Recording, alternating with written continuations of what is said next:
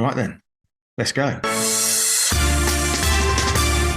Hello, everyone, and welcome back to the 2-on-1 Powerchair Football podcast powered by MK Battery. As always, a big thank you to MK Battery for their continued support, not just for this podcast, but for every official WFA National League live stream. Their backing continues to play a huge role in raising the profile and professionalism of the sport. My name is Ryan Sipple, and alongside me once again is my co-host Gregg Baxter. Gregg, how are you? Afternoon, Ryan. Afternoon, everyone. If you're listening in the afternoon, that is. Delighted to be back and delighted the spring weather seems to be here with us. Yeah, it is. Thank God for that. And today we are joined by Scotland captain Eythan Galloway. Eythan has been part of the Scotland national team set up since its formation back in 2018 and has grown into one of the leading figures in the programme. He is now the most capped player Scotland has produced, and last year captained the side to their first appearance at a major international competition. Alongside his international career, many of you will know Eythan from his domestic football on both sides of the border, competing in the English National League with Middlesbrough, while also continuing to play in Scotland with Tayside Dynamos in the Scottish National League. Today, we'll talk about Eythan's journey in the sport, his experiences captaining Scotland, his time playing in England, the differences between the English and Scottish leagues, and where he sees Scotland heading internationally. Eythan, thank you for joining us. How are you? Yeah, we'll do things. It's an absolute pleasure. So, as we've just mentioned, there's plenty we're going to get into today. Not to mention Scotland's recent tournaments, your experiences playing in the English Premiership, and the wider direction of the sport. But before we look at where things are now, I think it's always important to go back to where it all began, because when people see you today captaining your country, competing across two top domestic leagues, it can feel like you've just landed there.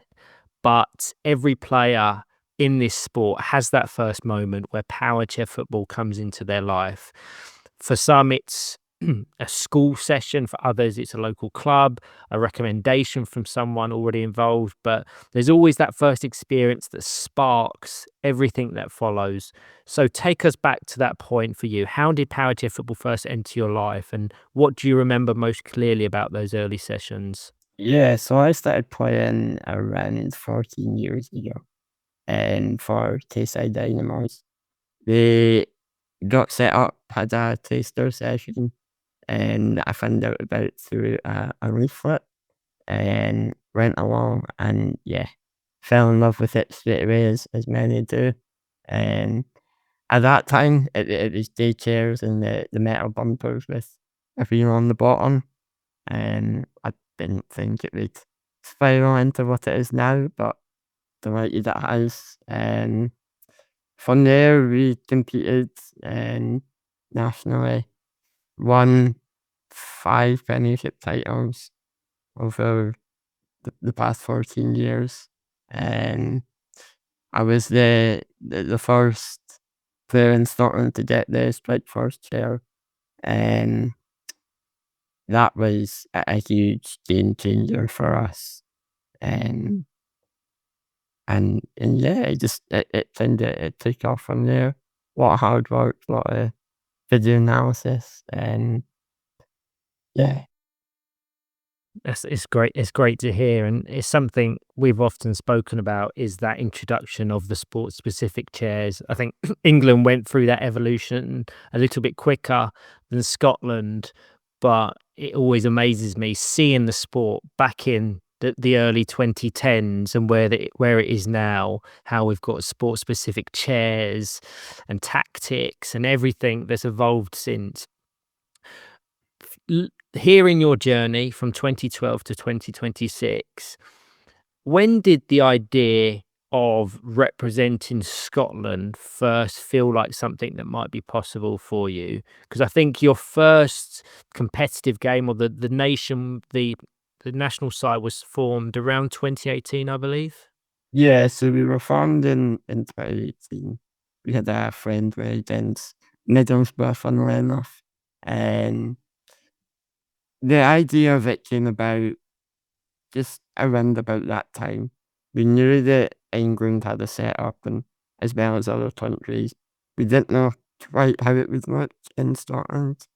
We aren't backed the same way by our Scottish FA, so it was a lot of self-funding and what have you to get us there. But yeah, around about 2018, once the friendly got announced, like 2018, we all kind of had something to look forward to.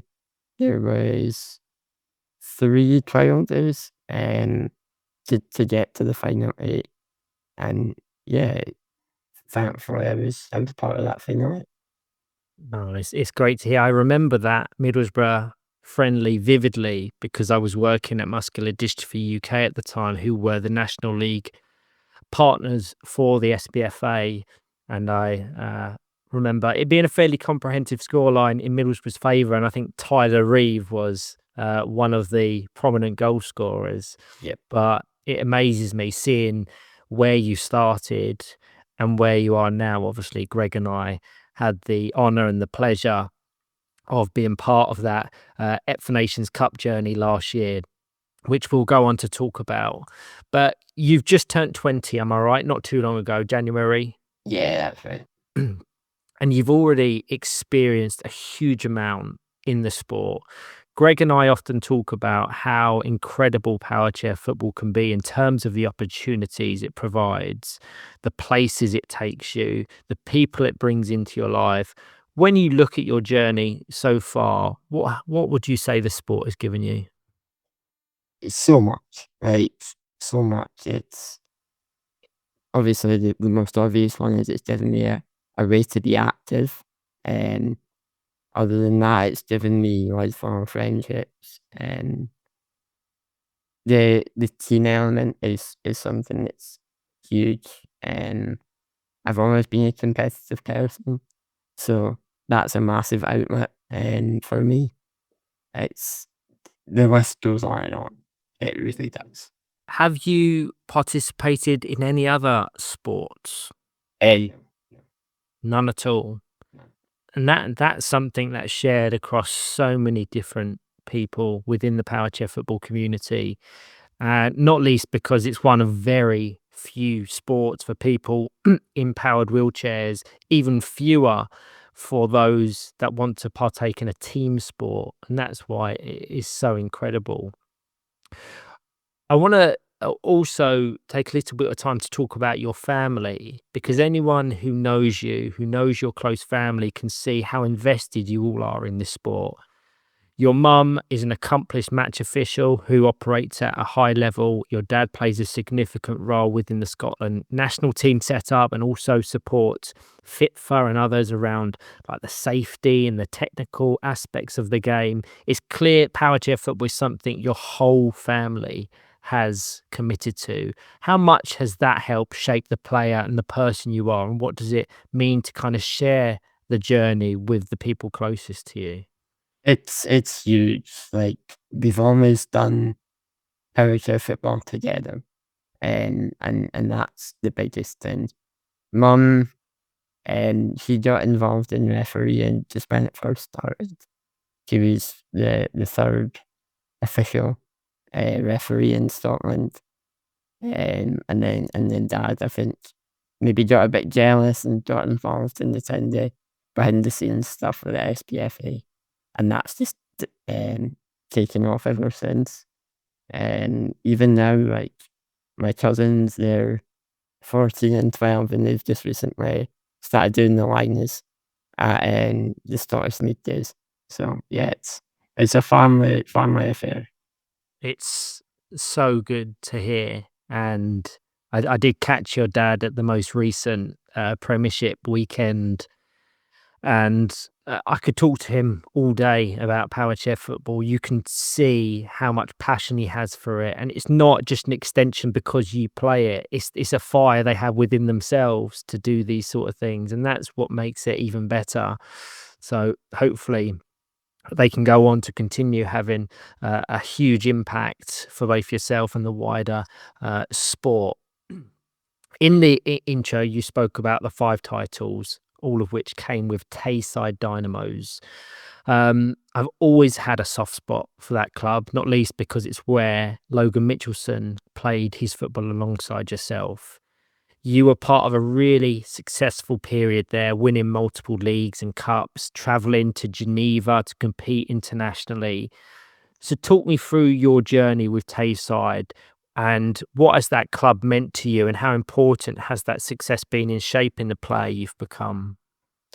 Yeah, quite simply, without Tayside, I don't play Powerchair Football.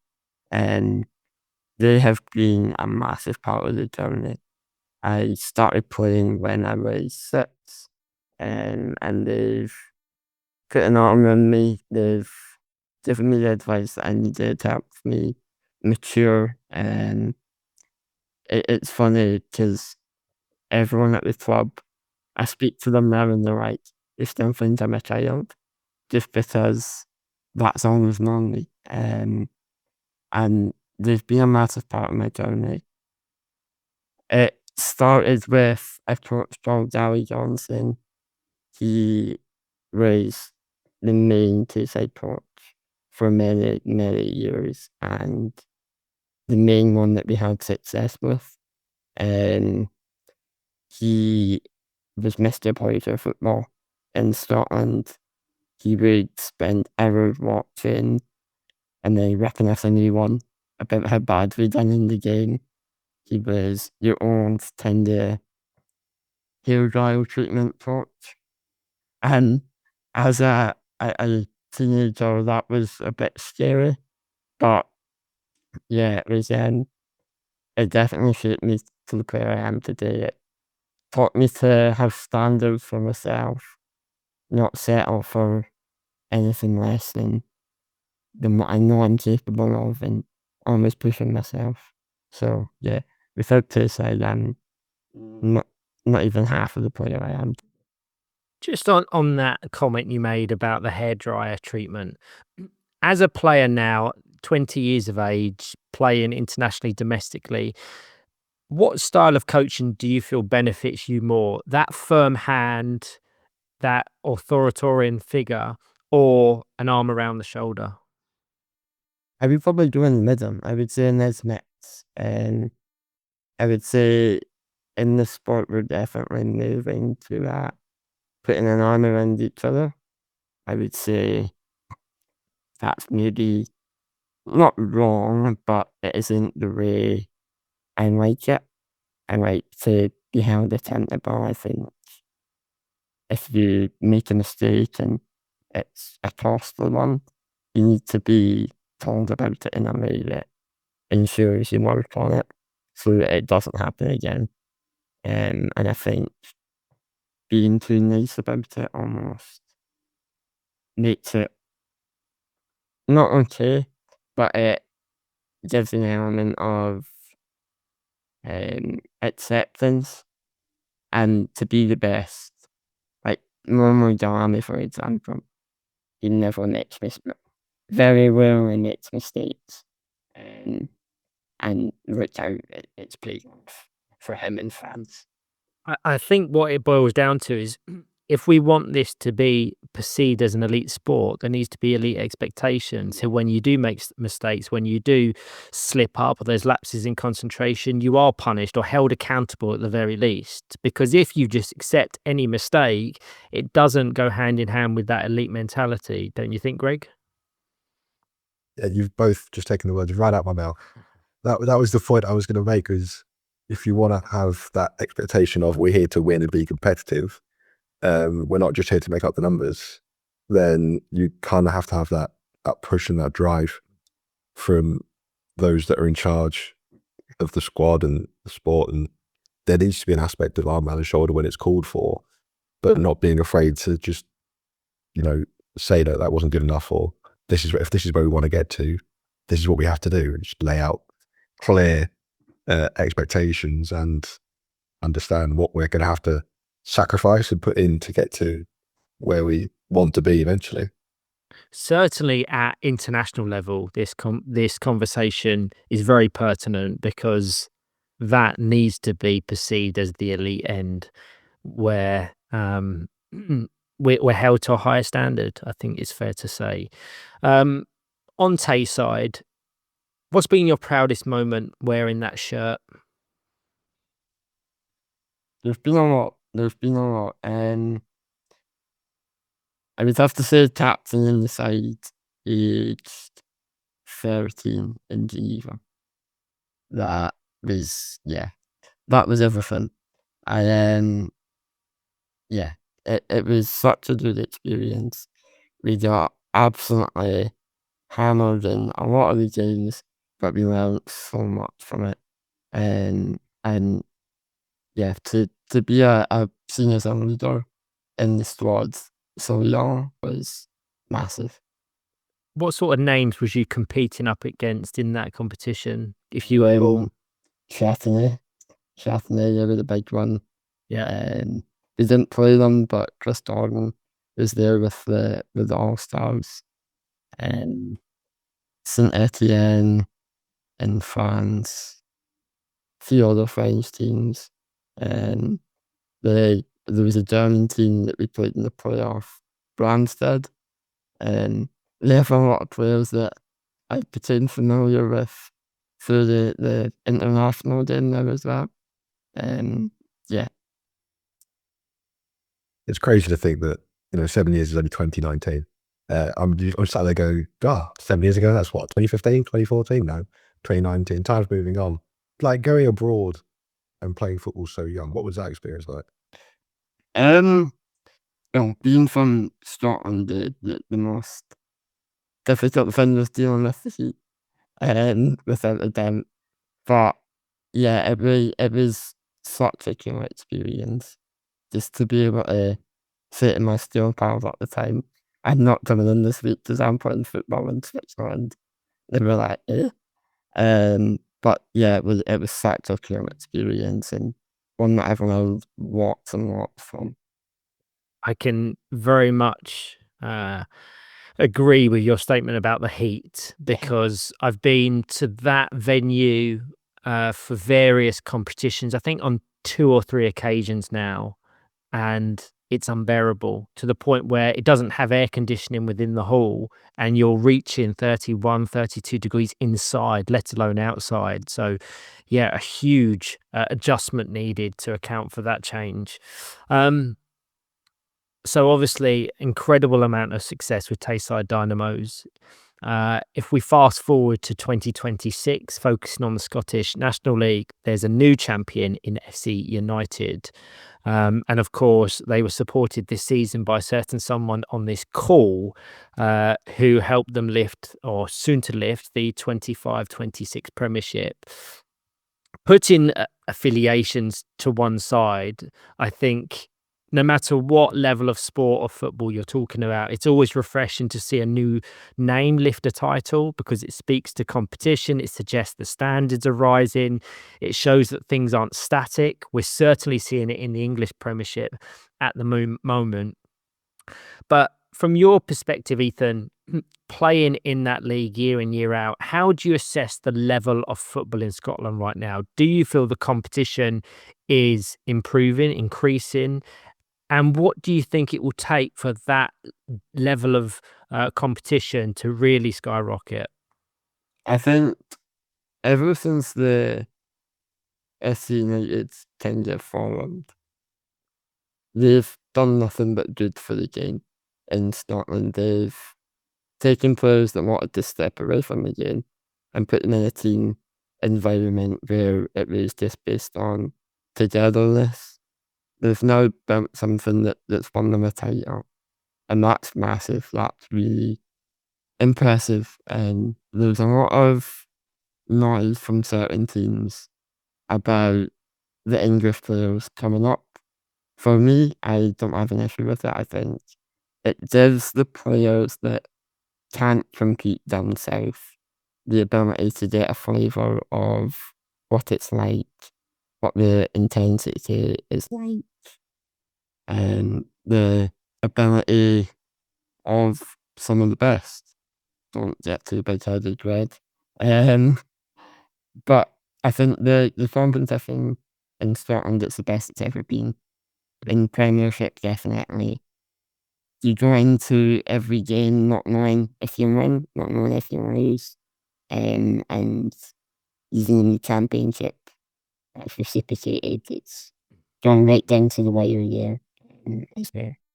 That level of unpredictability and uncertainty is what makes football for me. And that's what I think every league needs to strive for.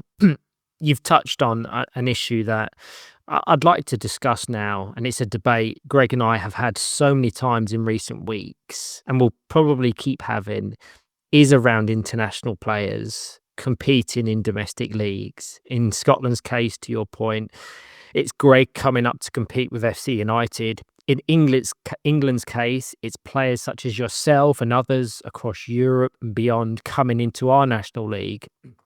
We can see the upside, the standards rising, players get exposed to a different style and new levels, the professionalism and the profile increases. There's no question that international caliber players elevate a league for a host of different reasons. But recently, we've started to see moments where clubs maybe don't get that balance right, where it causes a little bit of upset within a league or division, where one or two sides lean heavily on an elite edition, and when they're unavailable, that drop-off becomes obvious. And in FC United's case, I don't think Gregg will be present for the next weekend, so we'll see kind of the difference between the last weekend that Gregg was competing and this. The same can be applied to Villa Rockets Lions and Hull and Links Yorkshire in England. You've now seen it from both sides. You've competed in England as a Scottish international, and you've seen someone like Gregg come into Scotland and help them lift the title. Give me your thoughts on it. Is it good for the game, or does it need some sort of regulation or framework to ensure it's done the right way? I think it's really good for the game. I think it's the only way people will get better and people will improve is to play players better than them and to test themselves, and then to go back and watch that back and see where they maybe got beaten in a battle and seeing what they can do to improve their game. But yeah, I think it's really healthy. I'd be remiss if I didn't mention the fact John Davies played a big part in coming up from England as well before for FC United, me and him. But I think, like, I've been taught about this, and you know, me and Eythan have had this conversation many a time, and I've had the conversation with your parents and your coach Ryan about, you know, torn between it feeling like I'm doing a disservice to some teams in Scotland, but also feeling like I'm helping elevate the level at the same time. It's a really weird feeling. You feel really torn on a match day about what you're doing, and it's just, Eythan's been really like helpful and supportive of going, you know what, actually from a player's point of view, this is really good for us, and really like helping us test ourselves and showing like that's the level of where we want to be, and this is what we've got to do to try and match it. I've enjoyed it, and I'd like to think that, you know, Eythan certainly hasn't given me any grief, or too much grief anyway, about me coming up. So yeah, I think it's when it's done right and when it's managed properly in moderation, I think it can be very beneficial, get that word out, beneficial for both club, league and the nation as a whole. But there are caveats to when it can work out, especially with distances travelled and training time. I think it's refreshing that you're open and honest about that, and you've gone through that kind of thought process to say, is it good? Is it bad? Am I doing a disservice to some of the younger players? I don't think that conversation or that thought process necessarily arises in other players or teams.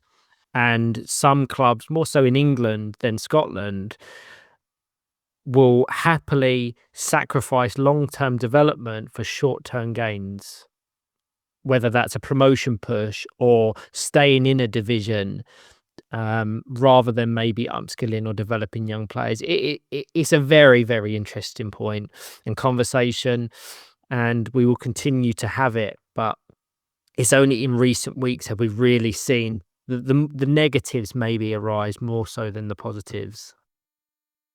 I think for me as well, what excited me was there's a couple of really talented young players at FC United, and I wanted to see what they could do when, I play in the middle and see what they've got and see what they can do when there's someone from a better league coming in and playing with them. And I think it just shows that they have the potential to play at the highest level for Scotland and in England in future years. But that's what excited me, was seeing the young players and showing them what they can do themselves and showing them the belief that they have the ability, but also just wanting to see what they can do from potential from an outsider, looking at what is the future of, the game in Scotland. I think now would be the perfect time to move on to your time with Middlesbrough, Eythan, because I think it all ties together around motivations and rationale. You joined ahead of game week 4, I believe, of the 24-25 season and have since renewed through 25-26. First of all, how did that move come about? Because to link it to the point above, I suspect that move was motivated by the then upcoming 2025 EPFA Nations Cup and you wanting to be as sharp as possible, test yourself and expose yourself to the highest level possible to ensure you could then take that into Scotland's first ever major competition.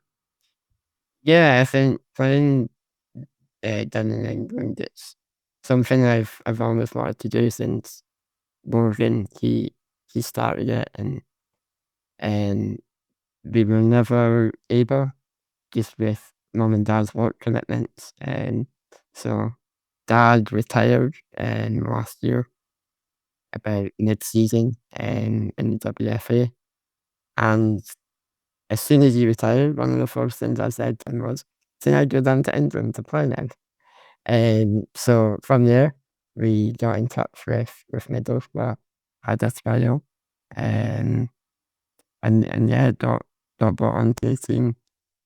It's been massive. It's brought my game on so much, and even just the intensity of their training, it's allowed me to take it back to Tayside and say, "No, this is what we need to be doing." And so taking that on my own and passing it through the whole new Dynamos is be a big part of it. Yeah, I can very much imagine. And when Gregg and I discussed international representation, either on the last episode or the episode prior, I did reference Middlesbrough as being kind of, for me, leading the pack, the gold standard at the moment for integrating international players, but it's still keeping that competitive balance. And you've had to work for your minutes at National League level. You haven't been gifted them like others maybe have done so at other teams. So no, it's great to hear, and that's the positives. You take what you learn in this competition back to Scotland to enhance and develop younger talent there. How do you compare the English National League and the Scottish National League? Because you're the perfect person to have the conversation with. Is it the intensity, the tactical detail, or is it punishment for even the smallest mistakes? I genuinely don't think you can compare them. The leagues in England are streets ahead, quality-wise, of where we are. The intensity, you will get punished if you make a mistake.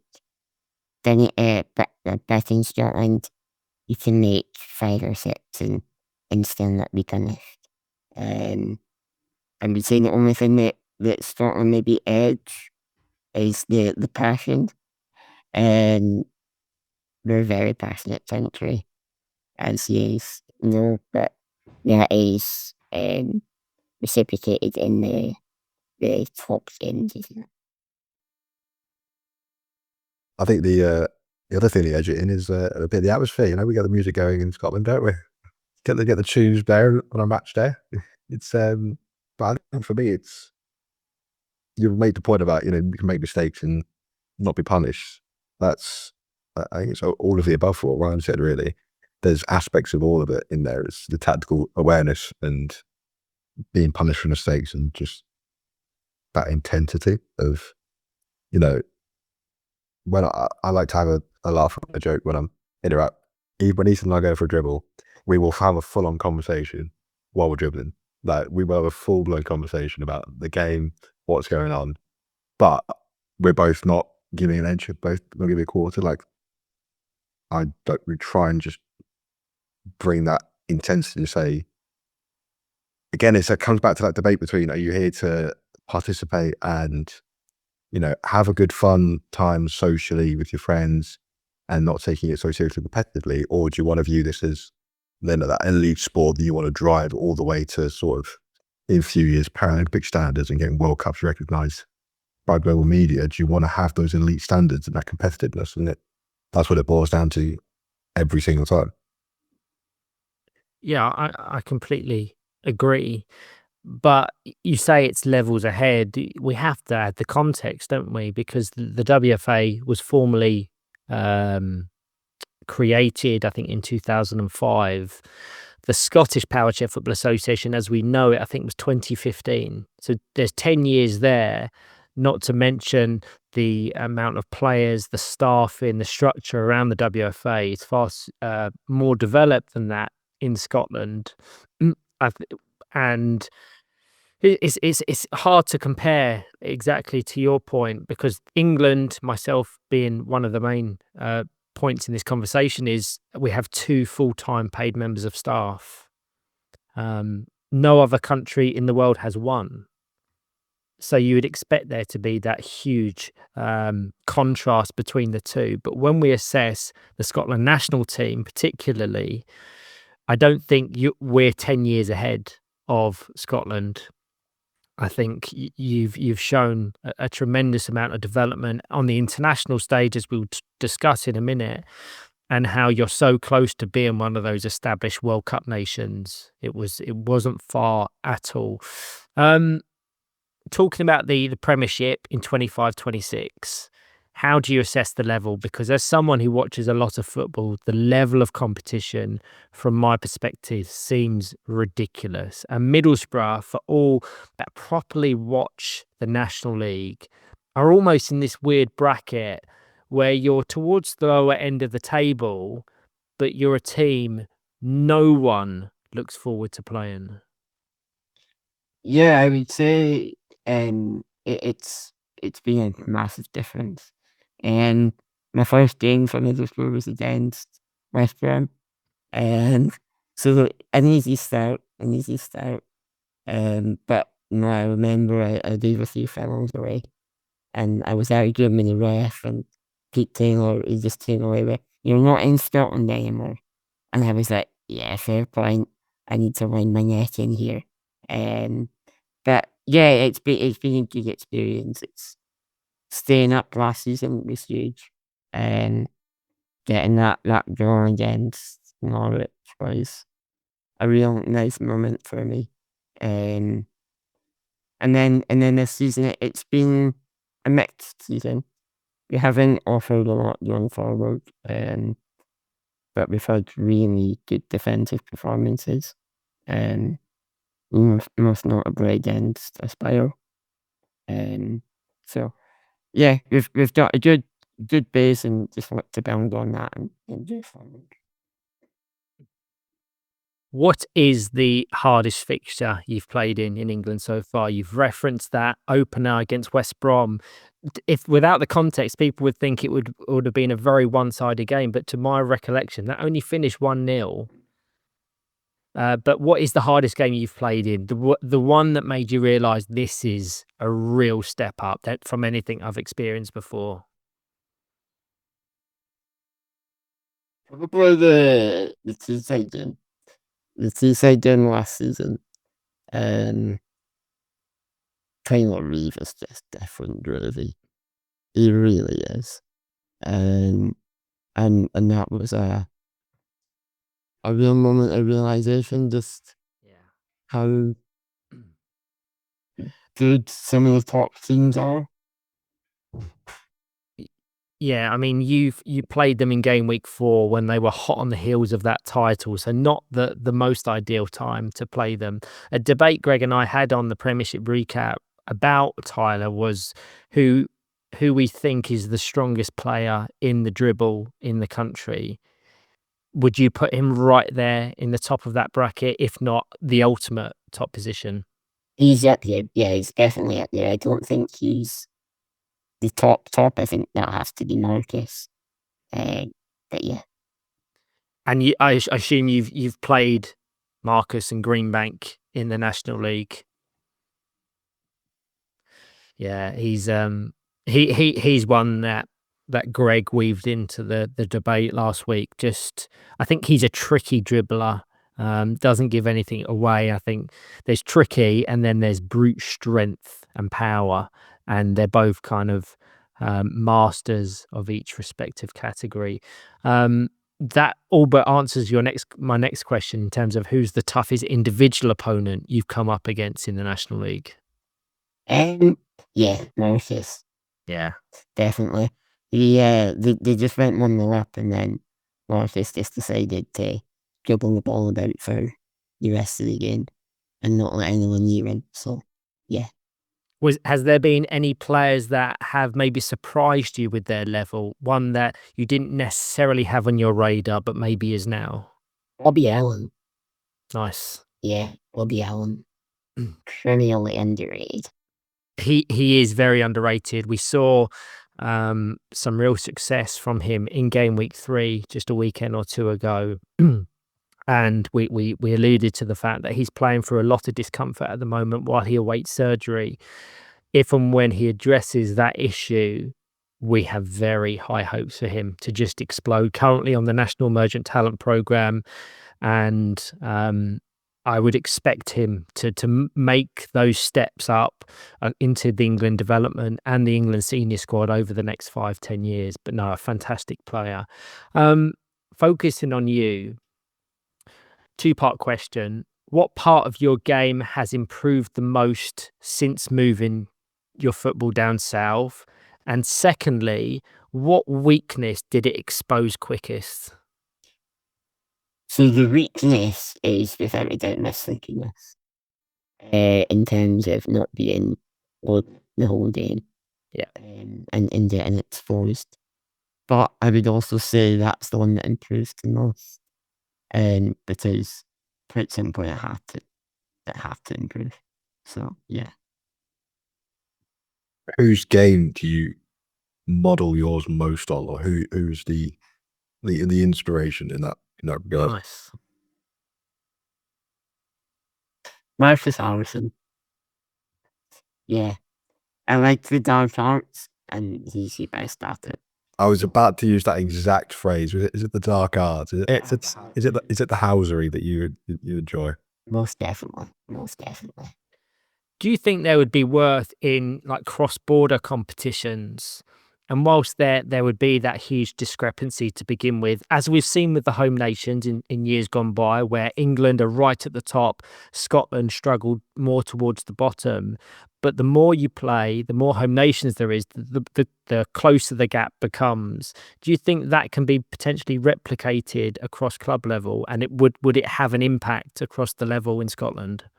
I think it would be a tricky one, especially if it was FC United against, say, Tayside. Who would Gregg pick? Who would Gregg pick? Out of my Lord's life. No, it would definitely benefit the game. It would bring a lot of players on in Scotland. It would expose them to playing against the best. And yeah, we definitely need more in that. No, that's good to know. And I think sharing a border, there is a lot of positives that can come through a relationship with England and Scotland, and the players either coming down south or going up north to wherever it's the English counter halves going up to support the development, or the Scottish players coming down to enhance their own game and development. There's a massive debate in the running game in there about where, if the old Fred team, Celtic and Scotland, Celtic and Rangers, sorry, came down to the English, where would they finish? So some people say they'd finish mid-table Premiership. Some people argue they'd be relegation scrapping in the Championship. So if Tayside right now went into the English League, where do you reckon where's your fight? Where's your position? Mid-championship. It makes it even more impressive to then focus on you specifically and how you're comfortable playing in the Premiership now. Or certainly from my perspective, you may have a different view. But no, it is interesting, and it's a debate that is often brought up when you're referencing the professional running game about Celtic and Rangers. Some people would answer Premiership, top end Premiership, others towards the bottom of the Championship. If you was to ask 10 different people, you'd get 10 different answers. So that's the difference between the levels domestically. Let's now go to international, because it's one of the main reasons we wanted to get you on today, to talk about that journey and the program as a whole. You've been part of that story from the very beginning. You made your debut back in 2018 when the national team program was first coming together. And since then, you've experienced almost every single stage of its development, from the early friendlies with Middlesbrough, the home nation competitions, through to becoming one of the leaders within the group and eventually being named captain. I am right in saying you're the most capped player Scotland has produced. Yes, yeah. Now if it wasn't, wouldn't it? We're not 45 minutes in, that'd be a bit awkward. Yeah, it would expose my research or lack of.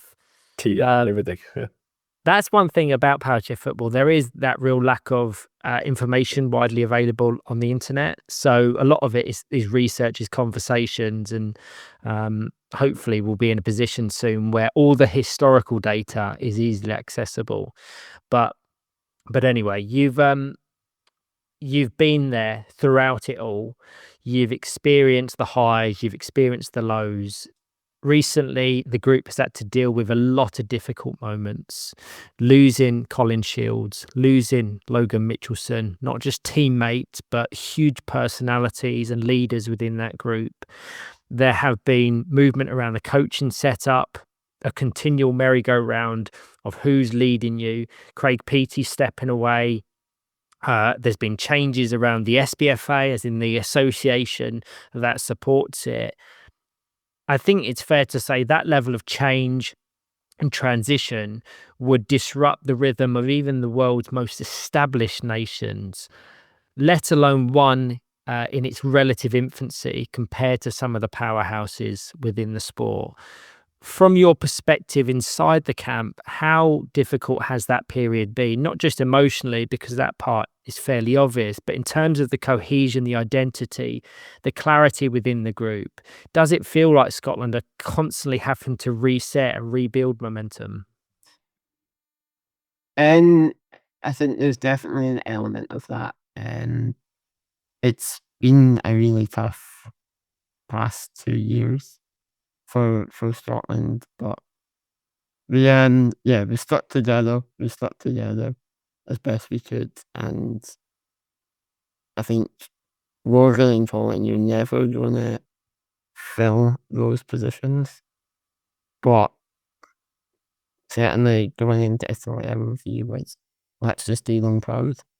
And I think what it comes down to is the thing that's got us through it all is we all love Powerchair Football and we all love Scotland. So let's just play every game with passion and try our best. I think for me, that was like, you touched on it there, is going into Italy, you're captaining the side. How do you manage every single emotion go? Because obviously you've got the excitement of it being your first ever major tournament, which brings nerves in itself. But then you've got sort of the emotion of losing Logan and losing Colin, having that, to carry that with you at the same time. How do you manage that as a group? Because I imagine it's tough. Yeah, I think we all tend to we check in on each other, and we talk to each other regularly. But it was tough, without a doubt, and we just we had to just get through it. And we knew that we had the Euros to look forward to, so we had something to focus on, and we had a common goal to work towards. Obviously, it has been incredibly challenging, but focusing on some of the high points, I certainly think back to the EPFA Cup in Geneva in 2022. That tournament felt like a really important moment for Scotland. There was resilience, there was togetherness. It felt like the team's identity was starting to take shape. Then a year later, Madrid in 2023, where tactically the team looked sharper. I think you introduced some new players into the squad ahead of the EPFA Nations Cup. And for me, it feels like every time Scotland have the opportunity to test themselves against high-level international opposition, in those two particularly, you become harder, you become better, and you become harder to beat. Talk to me about those two tournaments in particular, because from the outside, they feel like the high points in the development of the national programme. Yeah, we've also had the first ever nations that we competed in to that, to be able to test ourselves against like England, Ireland, who were really solid at the time. Well, was that the one in Belfast? Yes. Yeah. Nice. That was a massive thing for us, a massive moment. So, yeah, Geneva, it obviously ended not the way we wanted to, but it was a real success of the tournament. We went with the aim of qualifying for the Euros. We've done that. And the togetherness of the team was huge. Madrid, that was probably peak Scotland. I don't think Italy was performance-wise better than that. Yeah.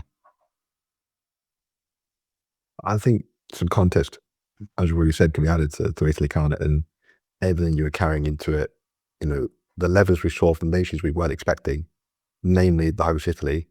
You already thought, the group's difficult. And they came out and blew everything out of the water, and was just so good that you kind of had to see a level between, even Spain had gone on massively from when they were in Madrid. Talk me through, that first game, leading the country out, first international major tournament. What was that like? So I'll probably start the day before, because my job as a captain in terms of getting everyone up for it was really easy, because we just came off the back of a friendly with France. They beat us 2-0, but that was a huge result for us. So we felt really confident going into the England game, until about 3 minutes in, and Dan as well, and scored first. But yeah, it was a really, really incredible experience. One that I never thought I would get, and I think that's what's the best part about it. Can I just go back quickly? Because earlier when I was asking about your highlights and some of the top moments around your domestic football with Tayside, you referenced captaining your side in Geneva. Ahead of the EPFA Nations Cup, you were told you would be captaining your country. Talk to me about the moment, finding out that you are going to be leading your team out, not just at a competition, but the first ever major competition that Scotland ever competed in. It was actually just a random conversation with the coach Ryan after a training session, and And yeah, it was the best feeling. Like, it felt like everything I'd worked towards was paying off, but at the same time, I knew that I had to fill the bits of toil in, and that was an impossible task. And he taught me so much in terms of the leadership of the team. And yeah, It's fantastic to hear. And obviously, you've referenced at times the performances and the level in Italy. I think we need to add the context, because if you take away that opening game against England, which finished 6-0, 5 of which came from set pieces, every other game that Scotland played was decided by just a single goal. Denmark, Italy, Ireland, these either have been or will be established World Cup nations, and Scotland were right there in every single context. You were never necessarily chasing games by 3 or 4 goals. It was always the incredibly tight margins that defined your tournament. And from the outside, it felt like a tournament where Scotland were competitive in almost every phase, every game, bar that England one, but just lacked that decisive action in the final third to turn those narrow defeats into draws, or those draws into wins. Did it feel that way from inside the group? And when you reflect on it now, do you feel frustration at the results or encouragement at just how close you were? definitely frustration. Definitely frustration. The goals that we conceded, they were all our mistakes. And in the 3 games that you've referenced, watching it back, it was, yeah, it almost made you angry.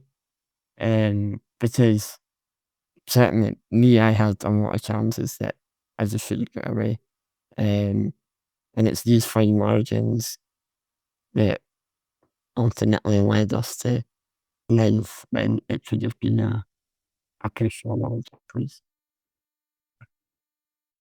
Going back just to before the tournament, you mentioned, wanting to do Logan and Colin Pratt. What was as best you can, what was the conversation around what did you want to get out of Italy? Was it aiming for that 5th World Cup ticket, or was it just let's test ourselves and see where we are?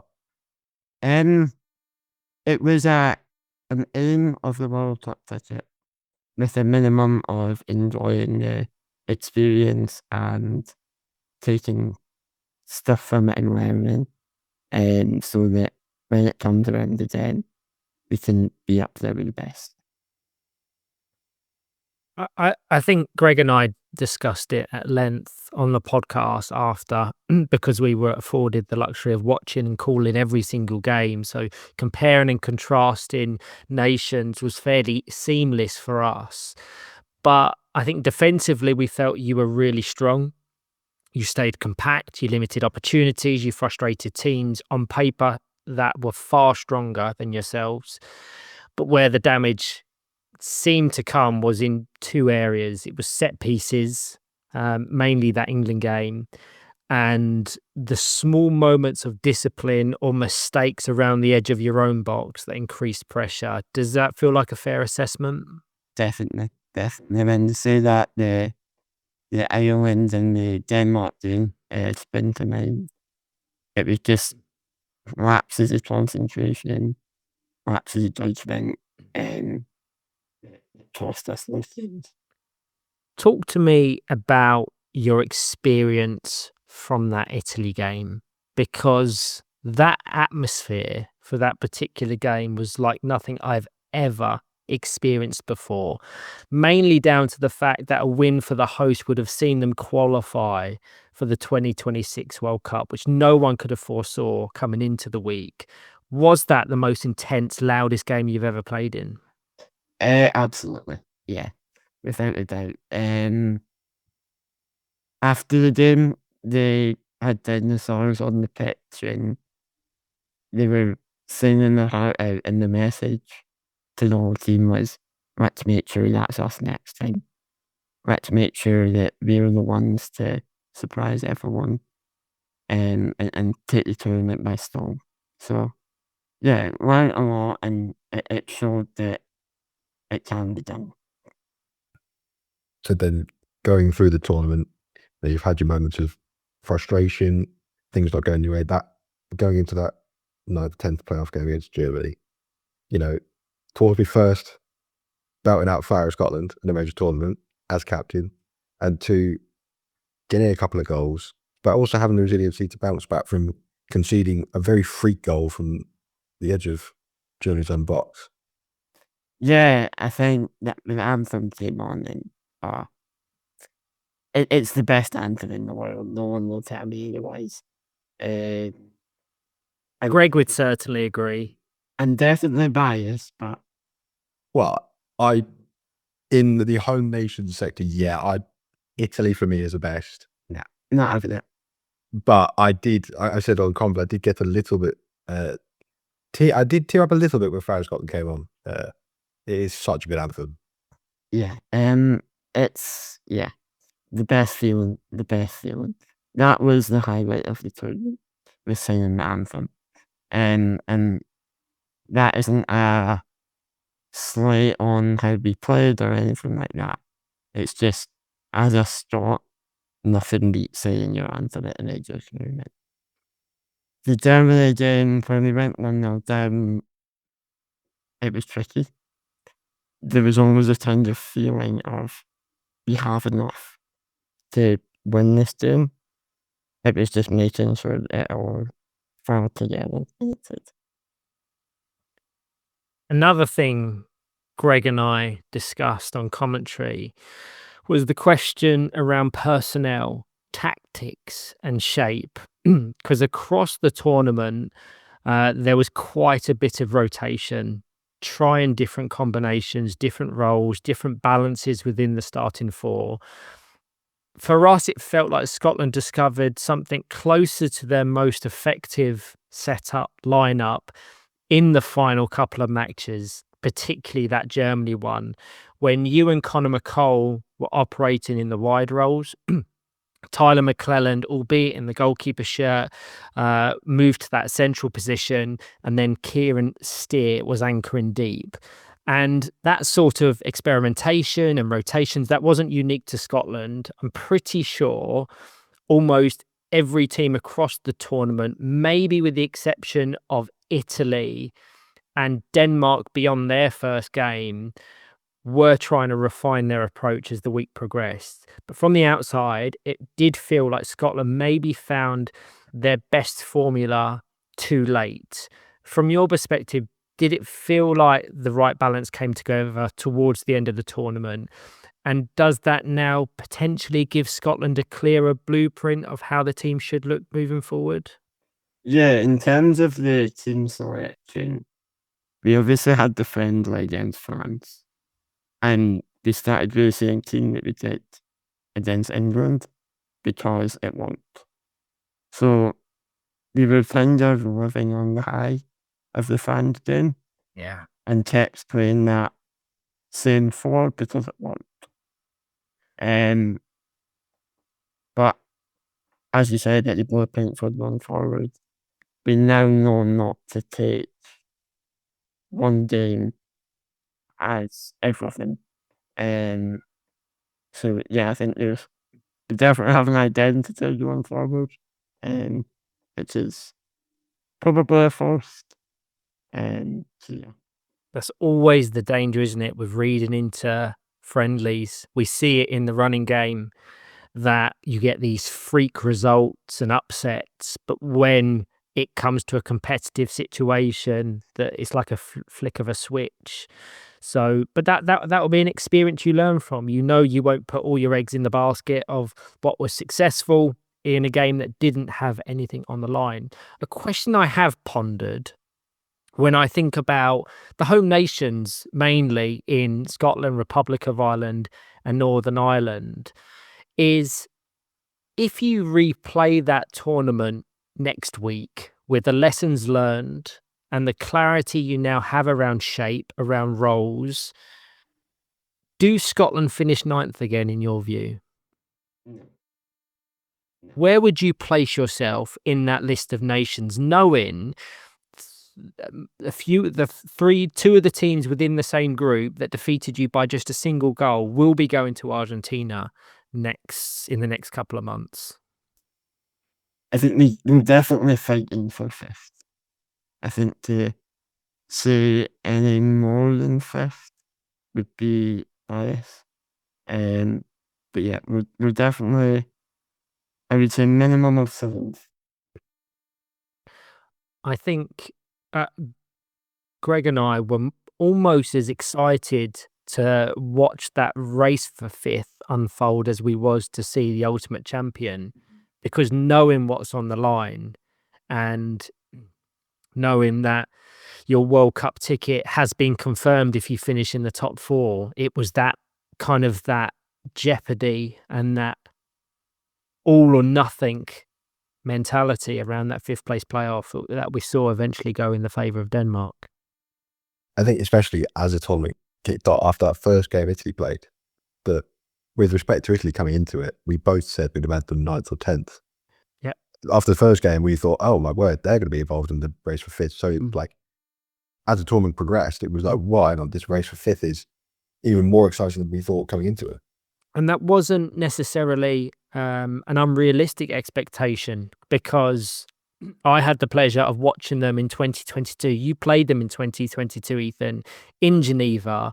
They wasn't half the team they were in Italy last year. It was a remarkable development and change. Even a year later in 2023, when Gregg and I went to Munich, where they competed in a 4 Nations, just about scraped 3rd, I think, in a competition that had Switzerland, who are a developmental nation.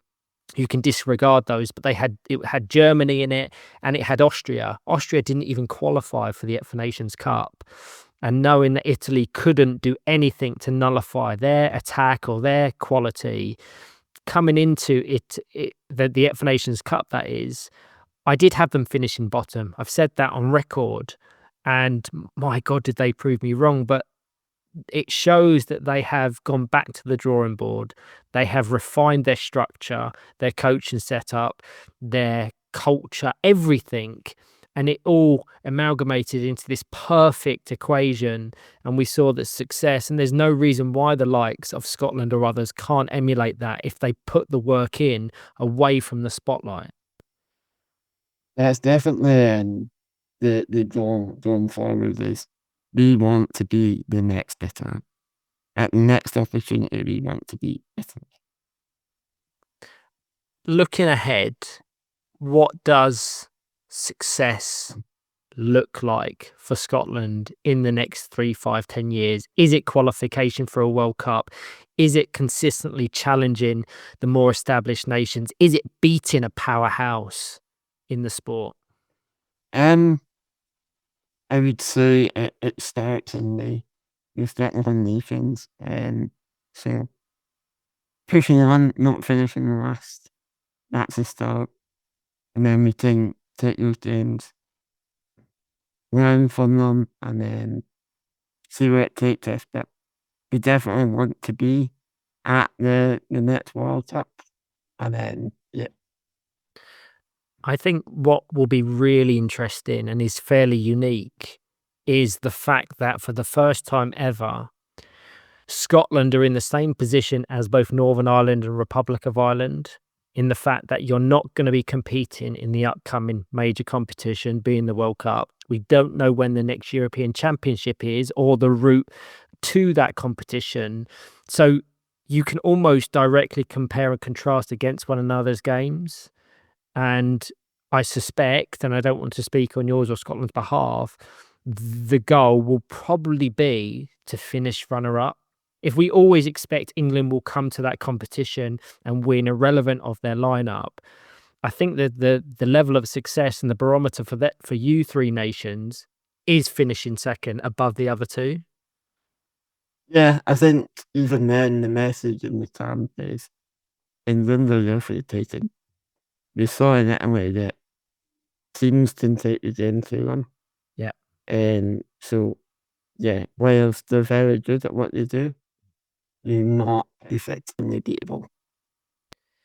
That they certainly are. They showed a lot of flaws in Italy, which we know that they're looking to work on ahead of Argentina, because there will be the expectation that they go and compete. But as of 2026, I don't know how someone beats France.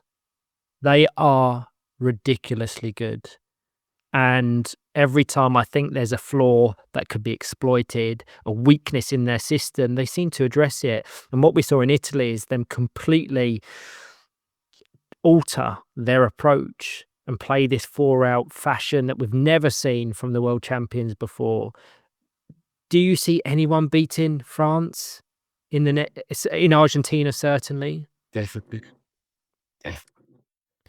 And then who do you have finishing second and third in the World Cup? USA second, England third. Wow, that's really interesting to hear. I know, similar to England and the Football Association, the USA are putting a lot of money investment into their national program. They're going to have a centre of excellence, I think is probably opening in the next month or two. So something akin to St George's Park that we have here in England. And I've got a real soft spot for the USA. It was fantastic to spend some meaningful time with them last year. And I know they are ridiculously competitive and they have that elite mentality. So they will go with the expectation of winning, not finishing runners up. The same can be applied for England. And then I think it's widely accepted that the top four will be England, France, USA, and probably Argentina. But there's no reason why one of the other six nations can't look to emulate what Italy did in the Nations Cup. Gregg, you've got a funny look on your face. Do you have an altering view? Is that the widely accepted top four nations? I think 1, 2, and 3 are set. Who's number 4 then? I think 4 is probably Argentina, but more open to interpretation than, because you just don't know. You just don't know. I have no trouble saying that those are top 4 for now. I just think there is the opportunity for some sort of surprise package like we saw in Italy, for teams that have taken a year of development. If you just don't know. I hope so. I hope we spoke about it earlier, didn't we, Eythan, about the unpredictability and going into the unknown. And the moment it's just a dead cert that you go into a competition and someone will lift it, it loses a little bit of magic. So hopefully someone can emulate what Italy did. I don't think that will be anyone in the APO zone, so Australia or Japan. I just think they're so remote and they don't have access to that regular high quality competition. Even their World Cup qualifying route had 4 nations in Japan, Australia, New Zealand, and Korea. Whereas the Euros have 10 nations, 10 top nations who all want to fight for one of those coveted tickets. And then if we go the other side of the planet, the America's Cup was very closely contested. We saw some fantastic fixtures, the emergence of Brazil, Canada coming back onto the international stage. So I think we will almost certainly see the American, South American, and the European nations come with the expectation of going right through to the end. Yeah, Argentina on home soil. I'm thinking about it now and going, probably I would agree the top 4 is probably set, but I hope that there is some sort of surprise package for it, for all the good reasons and not all the wrong reasons. I certainly hope so. So let's move on to something else in your life, Eythan. Powerchair Prints. Because alongside playing at international level, competing domestically in England and Scotland, you've built, I'm probably going to butcher the description of it, but a 3D printing business that's largely centered around supporting Powerchair Football. You've created magnetic markers for tactics boards, bespoke trophies, custom wheel discs, and more recently, the 3D printed figurines, which you dubbed the Power Pops. which I know has created a lot of buzz and excitement in the Powerchair community. How did that interest come about?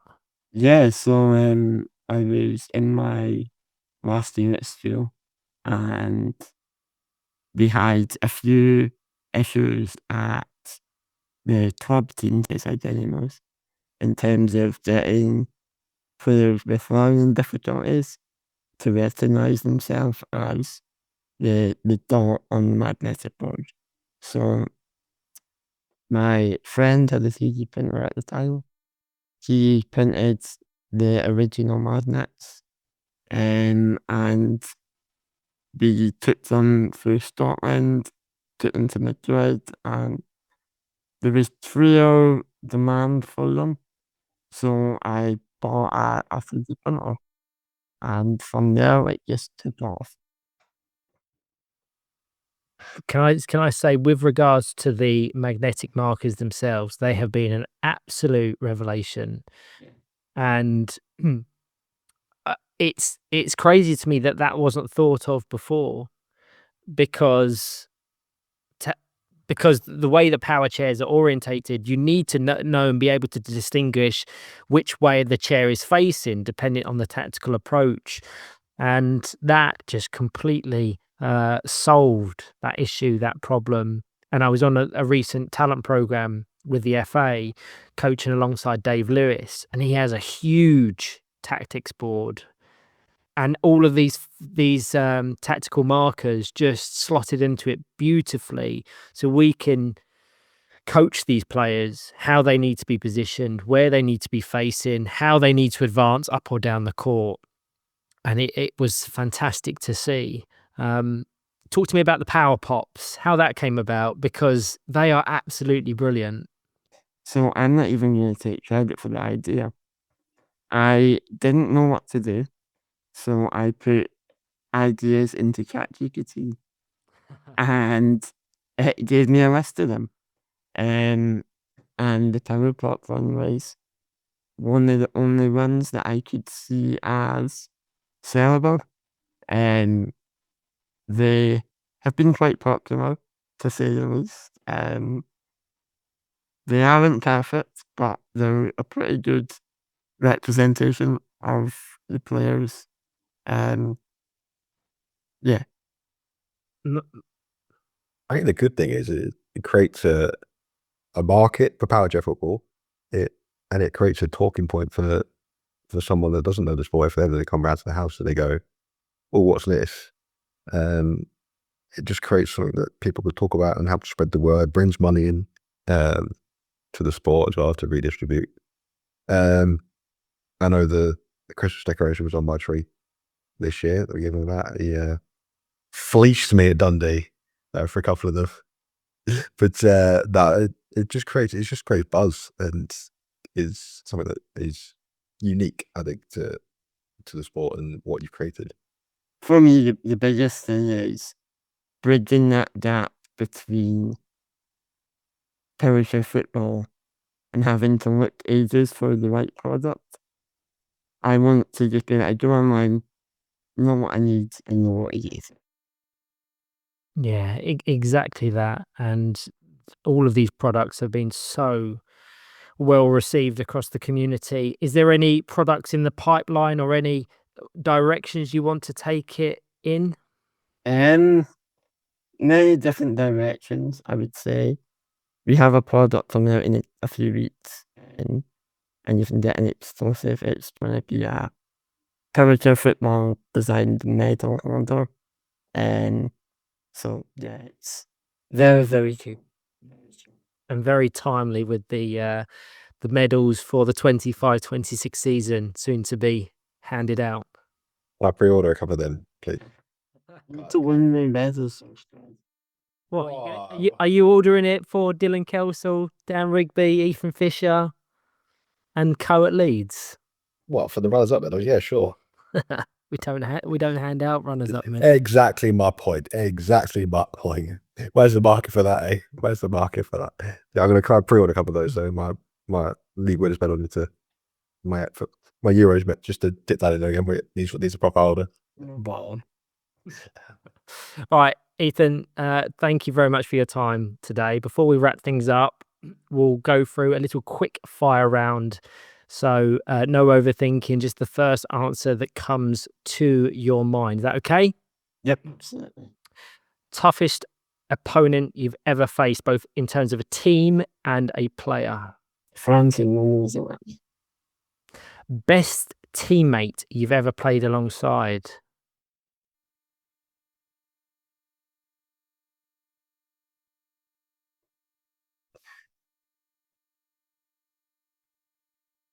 The friendliest time.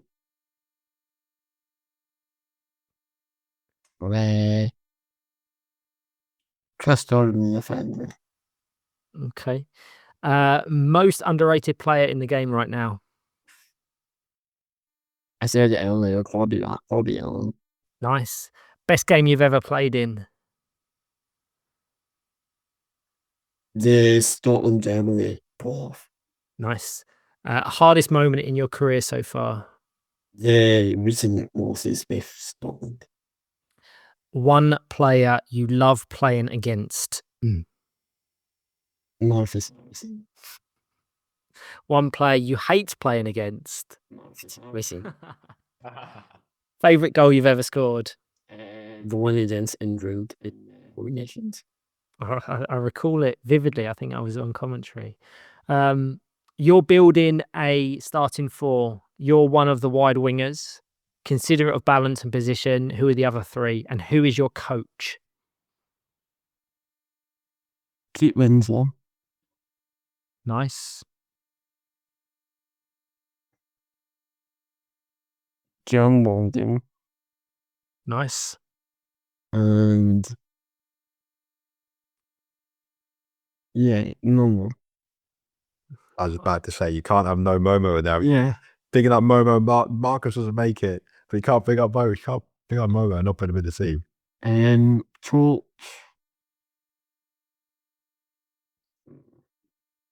Gregg once he gets his badges.